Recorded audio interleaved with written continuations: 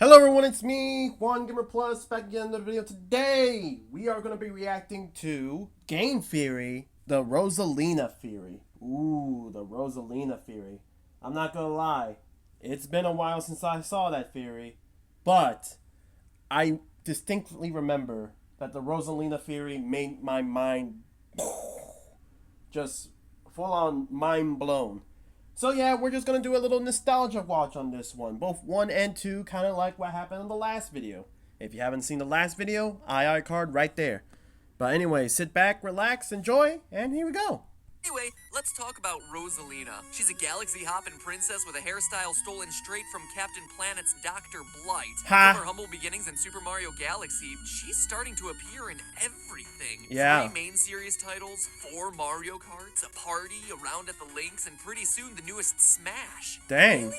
Rosalina and like 15 Fire Emblem Rosalina. characters, and Ness still hasn't been confirmed for the game? Get your priorities straight, Nintendo. But outside of she owns a space station and she looks smoking hot in a biker outfit, what do we really know about this monotone maiden? Nothing. She's an interstellar enigma. Or is she? Who is Rosalina? Have there been clues hidden in plain sight as to what her true identity is? Today we're out to solve this maiden's mystery, and what we find throws everything. Bruh, am I saying is Matt Pat saying it wrong or I'm saying it wrong? Because I always say it Rosalina. Rosalina. I think it might be me. You thought you knew about the Mario universe? Out the window.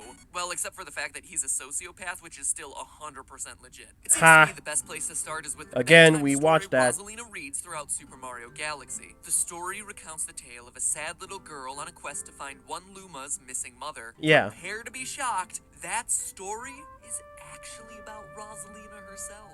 What? Nani? It's earth-shattering revelation, I know. But seriously, where it gets interesting is in Chapter 4, when the story mentions Rosalina's mother. Via the book's illustrations, we get 2 glimpses of her. First, from the back, and then again, the bottom half of her face. Do those hair flips, that mouth shape, the gold crown, and those rounded blue earrings look familiar? Because they should. Peach is Rosalina's mother. Cue the dramatic music. Really? Not quite as dramatic as I envisioned, but okay. Dun, right, dun, dun! But the hair is longer and the dress is blue. That's what you're thinking, right? Right? Be honest. Man, I'm like the geeky version of David Blaine. But I agree. These similarities are very superficial and far from 100% confirmation.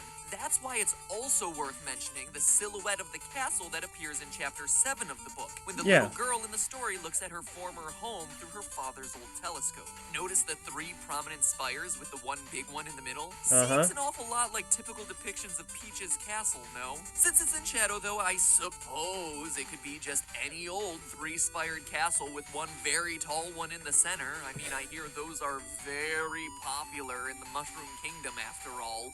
Okay, MatPat, okay. Don't be snarky now. If we're going to prove something as huge as Rosalina being the daughter of the First Lady of Gaming, we need something more than hints. We need something more definitive. We need something scientific. Okay. Genes. Ronnie, come on, let's try it again. Oh, come on! Come on, let's try it again. Genes. Genetics, DNA, deoxyribonucleic acid. Come on, dude, you're ruining my flow. If Peach and Rosalina are truly related, they should be sharing some physical features, right? Hey, yo, I'm just now realizing, look at the eyes. Like, you look at Princess Peach's eyes, and then you look at Rosalina's eyes. They got the same, like, pattern within them. Like, you just don't do that. Like, look. I'm showing them to you right now as I speak. All right, this is definitely intentional. Like, look at the eyes. Look at the shine between them. Do you not see it? Those, making those pupils look like, like the sun. Come on now. And yeah, I mean, obviously they look alike, but we're the game theorists. We can do one better. We can use genetics to show that there's a high statistical probability that the 2 are related. So let's start with one of Rosalina's most identifiable traits. her earlobes. Bet you didn't see that one coming. Huh? Whether or not your earlobes hang low and wobble to and fro, or are attached to your head, is dictated by a simple dominant recessive Mine's gene attached to my relationship. head. You probably did I'm this stuff really in school, pulling my right? ear right 7th now. grade biosci, anyone? But to recap, you get one set of genes, or alleles, from your father and one set from your mother. Okay. The combination dictates what trait you show. That's called your phenotype. Phenotype for physical. It's what people see. So Okay. for earlobes, dangling earlobes are dominant and attached earlobes are recessive. Let's demonstrate that with a big D and a little d. So as an example, let's say that your father and mother both have one big D allele and one small d allele. By creating a chart called a Punnett square that shows all the possible gene combinations the child could have, where he gets one gene from each parent, you see that the child is most likely to have dangling earlobes, because 3 out of the 4 scenarios contain a big D. The big D is dominant or stronger and covers up the little d. But if you have 2 little d alleles, one from mom and one from dad, your lobes will be attached, making it the rarer trait. Which is funny because Rosalina, believe it or not, has attached earlobes. Check it out! And that means both her parents would need to possess the small d allele. But how could we possibly figure out the genetic code of fictional video game characters? Glad you asked that. Well, you start by looking at the phenotype. What do Peach's ears look like? Trick is, Peach's ears are normally covered by her ungodly large earrings. But Nintendo has been kind enough to show us Peach in her developmental stages. Baby Peach. Baby Peach doesn't have her ears pierced, and thus we can see that she too has attached earlobes. In other words, she possesses two I was about to small say, like, why are alleles. you making it sound like Baby Peach was the most demonic? Like, oh no, like, Princess Peach is definitely, like, Baby Peach is the worst out of all Peach's forms. Like, what? What's with the background? But anyways.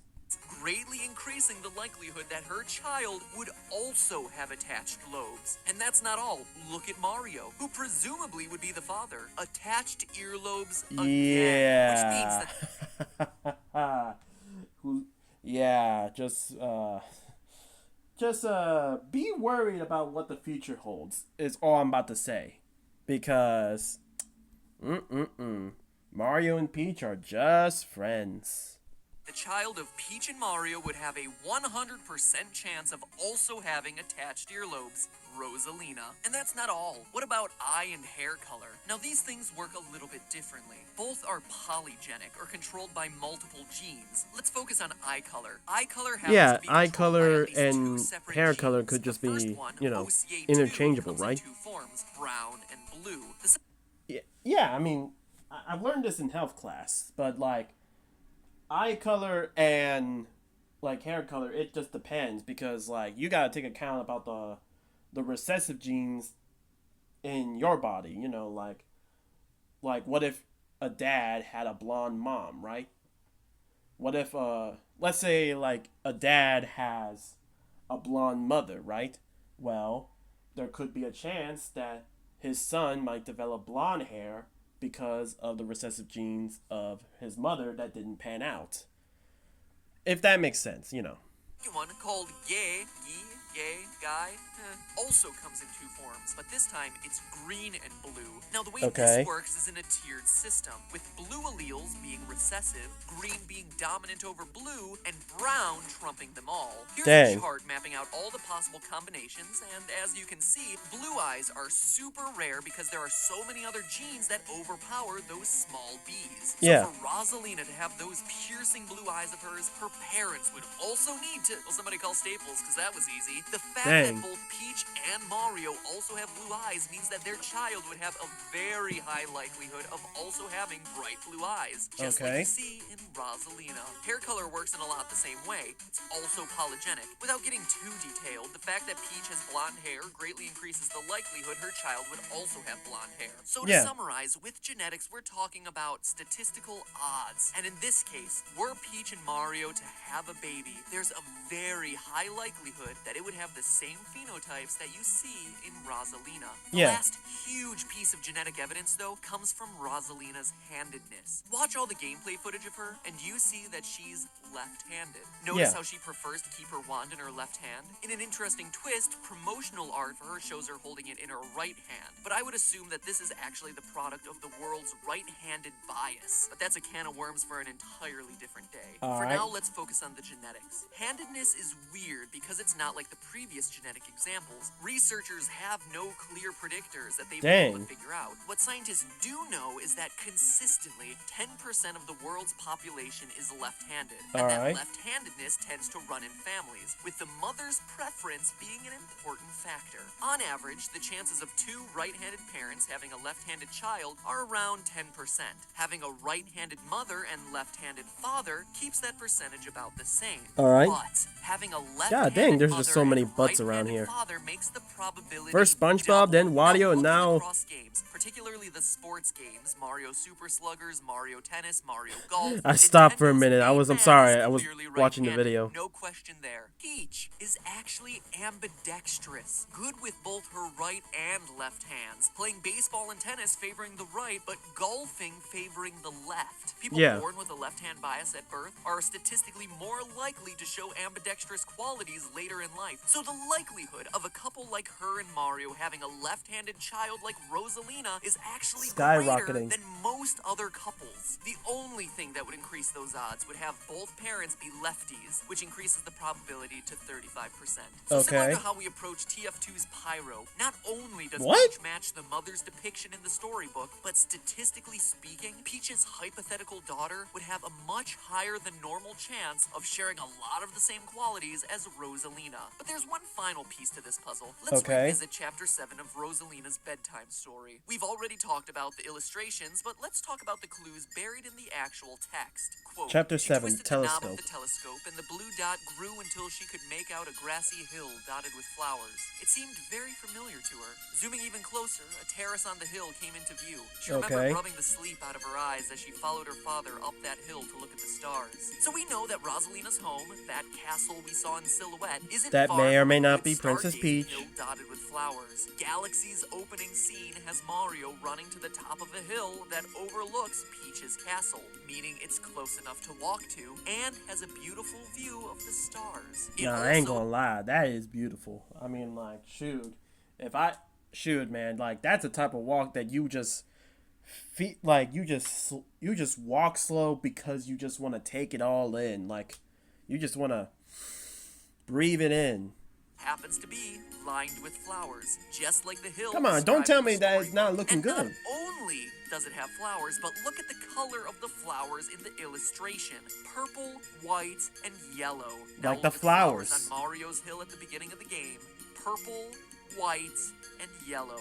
Now we're getting somewhere. And there's more. Here's an excerpt from when Rosalina's story takes a dark turn. Oh, She no. remembered having picnics with her mother on that hill on bright and windy days, and the girl burst into tears. "I want to go home. I want to go back to my house by the hill. I want to see my mother." The girl was shouting now, her face wet with tears. "But I know she's not there. I knew all along that she wasn't out there in the sky because she's sleeping under the tree on the hill."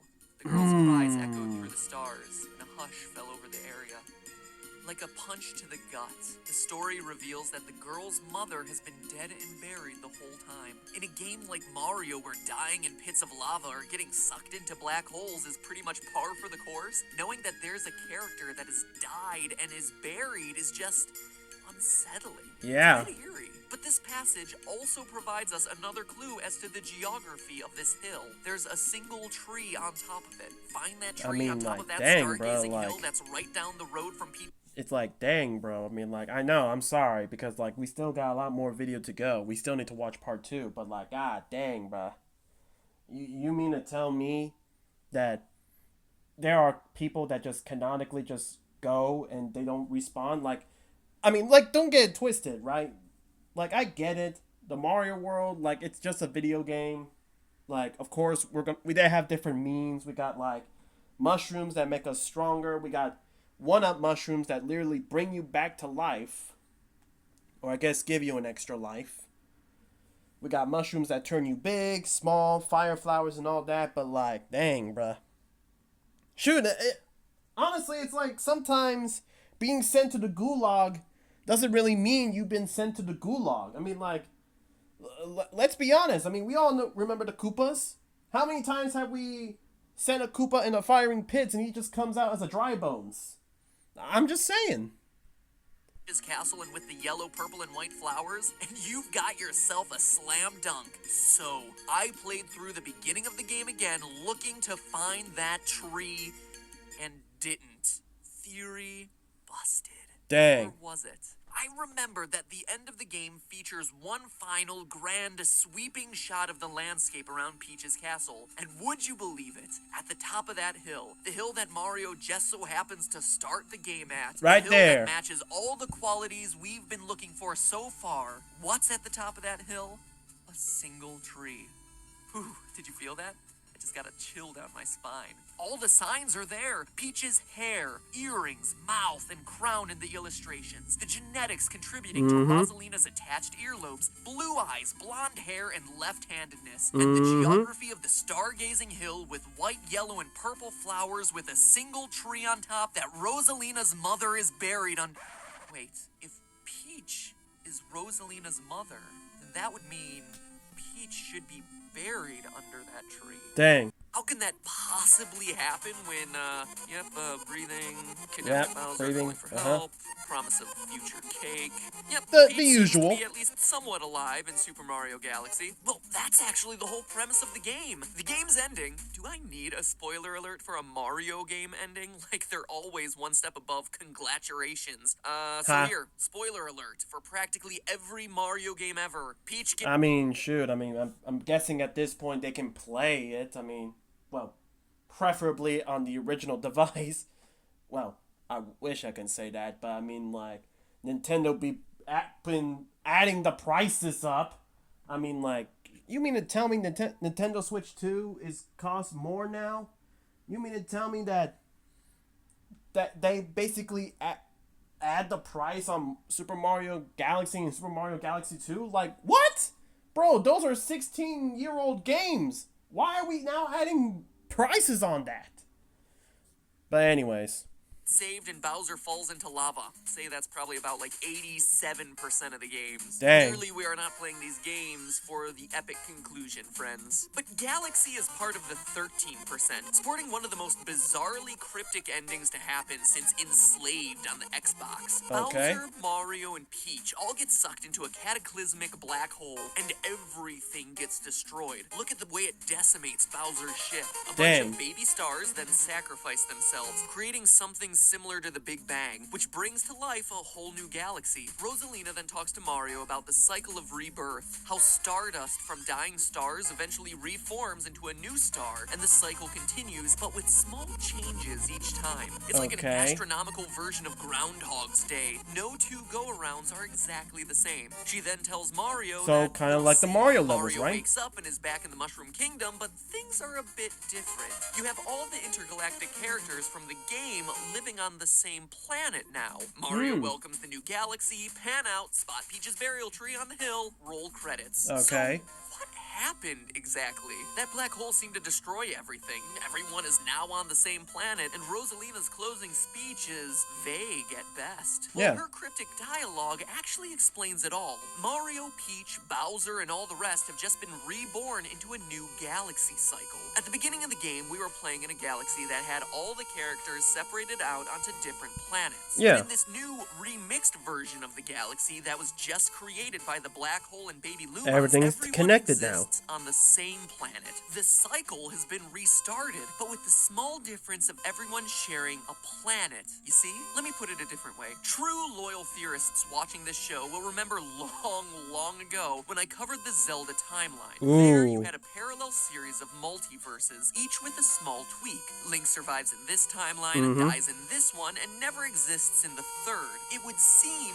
Mario's world believes in something similar. Think about it like hitting the reset button on your old NES. Is that Okay. a reference that anyone even gets at this point? Anyway, the old NES had a reset button. Just bear Okay. with me here. So you want to fire up a game of Super Mario Brothers on your NES. You Yeah. hit the power button, the screen flickers, you have to eject cartridge, blow in it, reinsert it, push it down, and you hit the power button again, and there you go, the game starts. Boom. Now imagine you hit the reset button and start up the game again, but this time the blocks are arranged in a different way, and Goombas and Koopas are showing up in weird locations. Hit the reset button again, and again, a new arrangement of the same core pieces. Mario Okay. Galaxy is basically working under the philosophy of the galaxy resetting itself, remixing itself every time. Like Rosalina said, the cycle never repeats the same way. In fact, this idea explains Mario's multiple lives. How can Mario fall into a pit, die, but then have 3 more tries to get it right? It's new iterations of the galaxy each time. Dang, It's so also they're an just some explanation for Marios that Mario go and out Bowser sorry. being mortal enemies 90% of the time and cart buddies the other 10%. Or the on-again, off-again appearance of the Koopa Kids. Or where Geno and Mallow went. Please let there be a galaxy iteration where they come back. The game is so good. Okay, but how does the... But dang, bruh. Because remember, Bowser Jr. is coming back in Galaxy. Apparently, they're bringing back Bowser Jr. for the Super Mario Galaxy movie. And I'm not gonna lie, me and Kevin are gonna be very excited when we get there. Like, god dang. They got Bowser Jr. looking cold. I ain't gonna lie. Who decided to give Bowser Jr. aura? all explain Peach being dead? Easy. Rosalina is Peach's daughter from a previous cycle of the galaxy. Peach had a child, raised her, then died. Devastated, Rosalina flew away only to return and check on her home every 100 years, or every new cycle of the galaxy. It just so happens that the particular cycle featured in this game is one in which she gets roped into the action. Does this seem too metaphysical or too deep? It shouldn't, because it's the core belief of the game. Anyone who's played the game beyond the Mario missions and has gone through it with Luigi has seen the proofs. With Mario, you have the Rescue Luigi missions, where your clumsy brother gets himself trapped and you need to save him. Great, nothing unusual there. But when you play the game with Luigi and get to those missions again, you expect to be saving Mario only to find that, nope, you're still saving Luigi. It's awkward. The explanation given for this is, well, I guess there's enough people in the universe for one person to look like me. Except what's really going on here is that you're meeting a version of Luigi from a different cycle of the galaxy. Put the mustache back on that Luigi. That is a curse image. Super Mario Galaxy is a title that bends metaphysical rules. Okay, if Rosalina and Luigi 2 are from previous cycles of the galaxy, how are they so young? How can Rosalina look the same age as Peach if they're mother and daughter? And how can Rosalina revisit her home planet every 100 years or more if she's a normal human with a normal human lifespan? Oh, come on. It doesn't take an Einstein to figure that Time out. travel. Well, actually it does.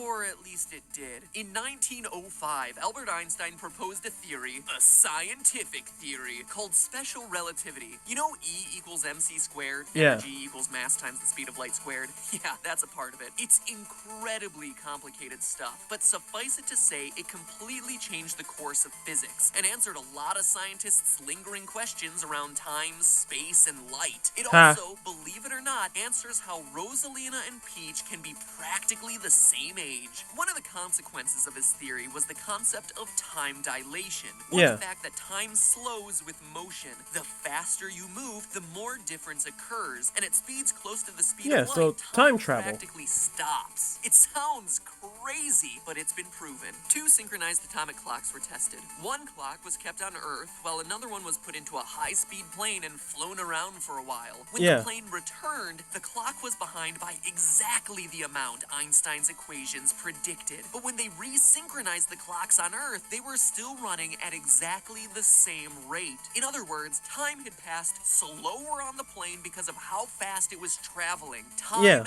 had dilated or expanded. In other words, time travel is proven to be a real thing. Now look at Rosalina's ship. It travels between galaxies at speeds approaching the speed of light. So for her, time moves much slower relative to the time on Earth. In fact, I just want to ask, like, how is she able to withstand all that? Like, cause I ain't gonna lie. I know it's video game logic. She's just built different from all of us. But I mean, like, seriously, I mean, if the spaceship is moving so fast that literally time is dilating, almost time traveling, yeah, you might as well be best staying inside, cause I ain't gonna lie, we are gonna be expecting some high velocity right into the face. Using an online time dilation calculator, I was able to conclude that 1 year aboard her ship traveling slightly under the speed of light would actually be the equivalent of 100 years of Earth time. So Dang. say Rosalina is 20. That's 2,000 years worth of Earth time, and that's a conservative estimate. Einstein, truly you have given the world many great gifts, but none compare with your most recent contribution to society. Proof that fictional characters are related. But enough science, let's get back to the lore. Did you ever notice that Rosalina never refers to Peach by name? She always calls her Mario's special one. Probably because she feels awkward calling her mom by her real name. Or maybe that was the pet name Mario would use for her when they were together. Sure, it's not quite as compelling of evidence as relativistic physics, but hey, it's something. Now, if you still don't believe me, man, you really have some serious trust issues, because I have proved this thing every way to Sunday.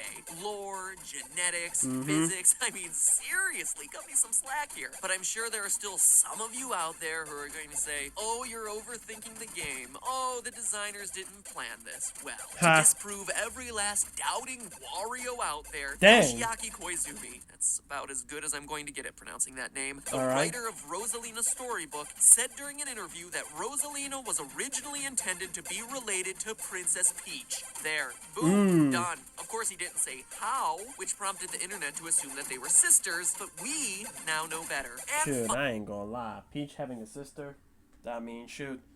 I mean, on one hand, that would be very interesting to see, but at the same time, it's like, nah, gang, don't do it. Because let's be honest, Bowser is greedy. Alright, Bowser would be a greedy man. I'm not leaving any stone unturned here. There's one last huge piece of evidence hidden in the French version of the game. French? That's why we're getting international up in here. Look at the epilogue of Rosalina's Final story chapter. in English. Family. She dedicates her life to the Lumas, vows to revisit Earth every 100 years, and flies away. But the French version of the story has an extra little detail worked in. Everything is about the same, except for the second to last page. It has a little bit more text worked in. Let me brush off my French here as best I can. Retournez sur ma planète bleue, bleu, bleu. My French teacher's gonna watch this and be so embarrassed. Dang. Ah!